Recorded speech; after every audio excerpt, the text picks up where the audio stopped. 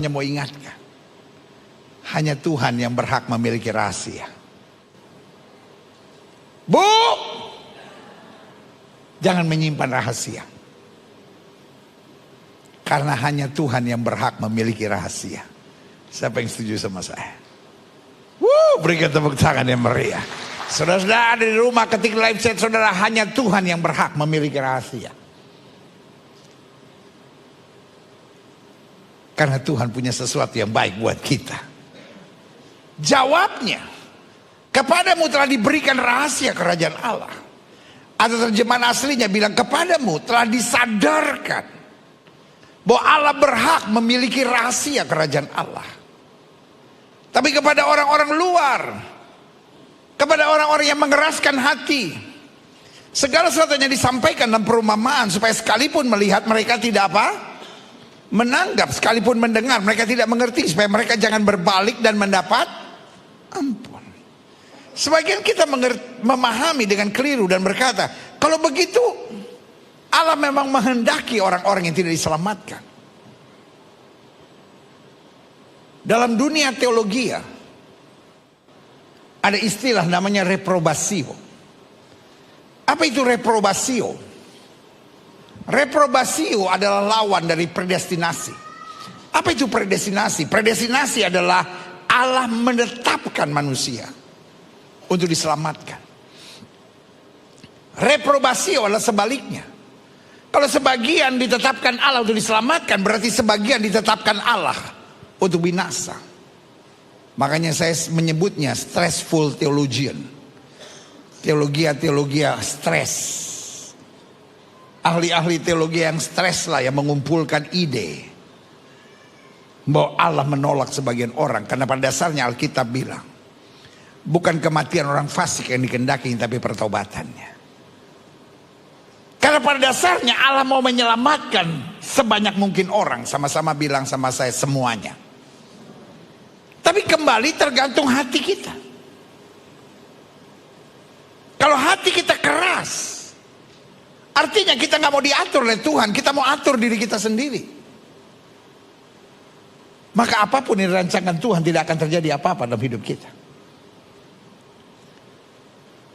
Tapi kalau hati kita banyak batu, artinya punya own agenda. Ya kalau ada hal-hal yang seperti yang masih oke buat saya ikut. Tapi kalau saya mesti berubah, oh nggak bisa. Saya mau atur Tuhan, tapi saya tidak mau diatur oleh Tuhan. Itu yang disebut tanah berbatu. Rock, keras. Yang kedua adalah tanah semak duri. Dia cinta Yesus, tapi terlalu banyak trauma, terlalu banyak luka, terlalu banyak kepahitan dalam hidupnya. Dan dia gak mau beresin sama Tuhan, dia mau terus simpen. Sehingga ada banyak penolakan dalam hidupnya. Ya saya sih bisa ngalah pendeta, tapi orang-orang yang kayak gitu pendeta, yang udah nyakitin saya, udah ngelukai saya, masih juga saya kalah, sorry, gak bisa. Terlalu banyak duri-duri dalam kehidupan kita. Tapi tanah yang baik, kalau sudah mempelajari pertanian, sudah ngerti. Tanah yang baik adalah tanah yang sudah digemburkan, dikorek-korek,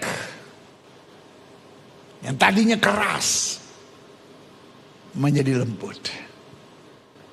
Tanah yang baik bukan berarti nggak pernah luka. Tanah yang baik bukan berarti nggak pernah ada kepahitan.